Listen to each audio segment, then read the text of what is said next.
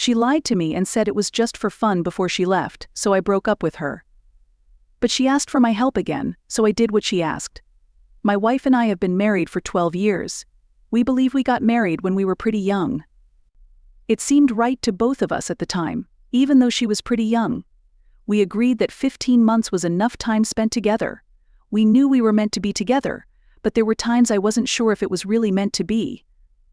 I think I'm pretty good at what I do. My brother and I own a gold business together. We can always be proud of the fact that we built it from the ground up and saw it grow to a very successful level. Some people say it's hard to do business with family, but for us, it's been a dream come true. We've never been the type of brothers to fight, so your situation may be very different. My spouse, on the other hand, started a cute cafe where people could get books, coffee, and pastries. She has always loved reading, and she's proud that it makes them who they are. I really didn't like those people before I met her. I'm lying either way. Please bite me. I was really excited about the idea because I wanted to help her, and I did her a treat by paying the rent on the space she uses for the cafe. The company is making money, which made me happy. Even though it's in a nice part of town and costs a lot, I was glad I wouldn't have to think about paying rent. I think you now have all the information you need. This is where the story really starts. I'm not sure of the exact date, but I think she told me about the new man who came into the shop in March. She said he looked pretty good. They made me feel at ease, and I learned that telling someone they're beautiful isn't something you should take too seriously. There was something odd about how often she brought up that person, though. He was said to look like the strong, manly type that she liked. Hero that she reads about in romance books. She liked the same kinds of books, too. If all those women talk about is books, I'll never understand why they're weird. It seems like the cutest way for them to find love. Still, she kept talking about this guy for a while longer than it was over. But I have to say that the way she talked about him made me think a lot of the cold Russian hitman who fell in love with a woman in their apartment building's laundry room. That's not something I made up. That is a real line from a book she likes to read. That was the end of the day. But she told me that he went to the following places. And they talked for a long time. He used to work as a car dealer in Serbia, where he was born. He did, however, decide to go to the US in search of a better life. He had to take a while to get up and find his way again. In order to find work, he went to nearby auto shops where he was good at fixing cars. In less than 10 minutes, I learned that he was tall, blonde, beautiful, well-dressed, and had an accent. Films like The Lord of the Rings and Westerns seem to have been his favorites. She often talks about the people who come into her shop, so this wasn't strange, but she did use a lot of flowery language.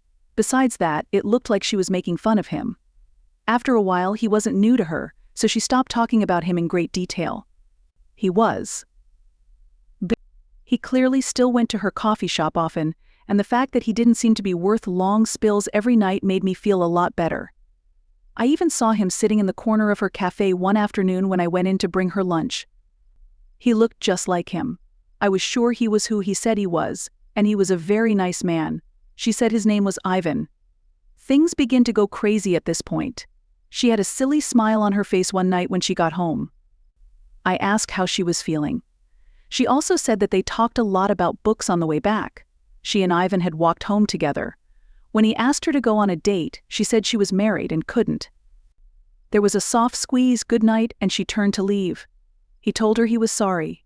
Truth be told, I didn't like her answer when I asked her what was bothering her. So big a grin. It's like something out of a book. She seemed to be romanticizing every moment she spent with Ivan. I didn't know that because he often went to her coffee shop. It looked like they were going to keep talking almost every day. She could have told him she didn't have a boyfriend, which would have made me look weak. Once more, I didn't have to talk about my thoughts on things, even if I had them. I only had to get over my feelings, right? After about a week, my wife came home with a bunch of flowers and put them in a bowl right away. At that point, I knew this wasn't true. She said Ivan gave it to her as a gift, nothing really interesting. He told his friend that he had bought a lot of fur. He now has a job, by the way. It was her birthday today. He thought it would be nice to give it to me since he knows how hard I work. She meant to sound like a child who didn't know when someone liked her, so it hurt when she said that. My mind. I went right up to her and asked if she knew how much Ivan liked her. She said it was clear when he asked her to go on a date, but she thought the flowers were just a nice thing to do. That wasn't sent to me because, in my experience, guys don't send flowers to girls who turn them down. As a nice thing to do, even if it was just because she was married. Maybe all he wanted to do was get in her pants without being emotional, but he still wanted to get in her pants. He could easily get close to her then. He wasn't going to stop any time soon, that much I knew. 2 days later, my wife got home later than usual, which proved I was right. It had been almost 2 hours, and she still hadn't told me that she was going to be late. She chose to wait between the first 2 calls, so she didn't answer them. She had money, which I used to hire great lawyers. Pick a good lawyer when you're getting a divorce. I promise it will be worth it. After telling them I was worried, I found a lot of pictures of them together and texted them to show beyond a doubt that they were cheating on each other. In addition, my amazing lawyer was able to show me transactions from her joint account that seemed to be used for Ivan's buy. The dates on some transactions matched the dates in the copy of his whole text message to her, in which he thanks her for many things.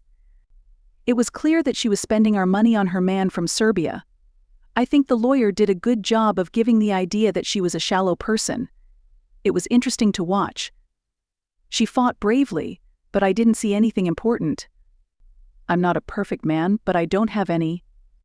There are things about me that would make a woman want to break up with me. Everything was fine for me after the split. I kept my house and car. I wasn't asked to pay alimony because I had given her a way to make money, and because I had been a very clear liar. Judge, I love you so much. She didn't give back the car I bought for her. That didn't bother me enough for me to think about it.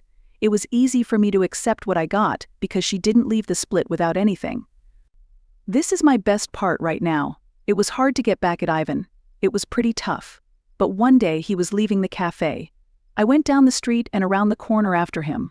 I quickly got his attention, introduced myself, and hit him hard in the jaw. I threw him to the ground and broke his nose. He bit his lip, and he looked really scared. What a terrible pain it was. I didn't want to start a fight in the street, but I would have if one had come up. So I think he knew he couldn't take the moral high ground in this case because he got up and left. It was nice. He knew he was lying with a married woman, and I wish I could have done more. But I thought it was enough, and that was probably the most I could have done without getting in trouble with the law. Now, Clarice, do you remember how much rent I had to pay for her? It cost a lot because her cafe was in a nice area of town, and it was due again. Even though it was due on May 1st, she called me in tears at the end of May and said she wasn't there yet. They had cash and had to pay rent for the cafe. After she kept begging, I told her to sell the car to get the money. After that, I hung up the phone. That week, she called me several times, but I never answered. A tell-all. When she called to swear at me, I found out that she had sold the car. She told me how upset she was that I couldn't help her in any way. She thought it would be fun and exciting to cheat on me, but I told her she was wrong. That was all she could say. I'm not going to find out how hard it is for her to make ends meet until May of next year. Besides not being able to talk to my secretary, she'll also lose the shop if the gods have their way. This has been fun. To be honest, I'm content, rich, and not married at the moment. It hurts a lot to be dumped, lied to, and cheat on your partner, but you have to move on, right? I will do that. We're glad you could be here and appreciate your kind words and suggestions. Thanks a lot for that. I really hope I never have to write another post. Goodbye.